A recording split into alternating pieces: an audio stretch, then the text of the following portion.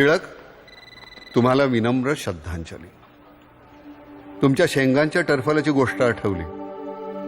सध्या लोक काही खातात आणि टरफलं इथं तिथं टाकत नाहीत, तर ती सुद्धा खाऊन टाकतात. काही खाल्ल्याचा कुठलाच पुरावा ठेवत नाहीत मागे. स्वातंत्र्यासाठी तुम्ही तुरुंगवास भोगलात टिळक. स्वतंत्र भारतात आता तुरुंगवास उपभोगता येतो. मंडालेहून निघालेल्या स्वातंत्र्याचा रोड आता आर्थर रोड पाशी येऊन थांबलाय. तिथं देशद्रोह्यांना मिळणाऱ्या सुखसोयींचा हेवा बाहेरच्या लोकांनाही वाटू लागलाय.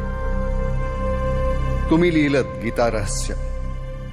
गीतेतली बरीच रहस्य आता नव्यानं उलगडू लागली आहेत. कौरव पांडवांसारखे उगीच राज्यासाठी लढत बसत नाहीत कुणी हल्ली, तर युती आणि आघाडी करून सत्ता उपभोगतात.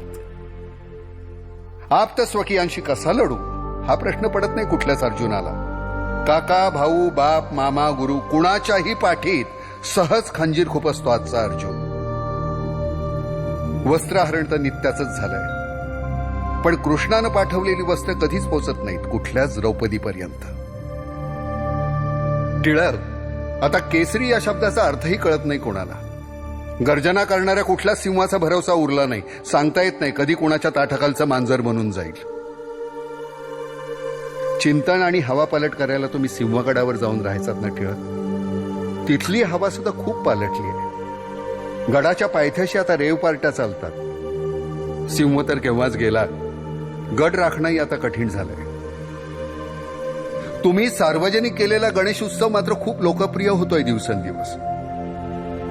प्रत्येक गल्लीचे बोळाचे स्वतंत्र राज्य झालेत नवसाला पावणारे. सरकारचं डोकं ठिकाणावर आहे का असा प्रश्न तुम्ही केला होता. आता सरकारचं डोकंच काय, सरकारच ठिकाणावर नसतं.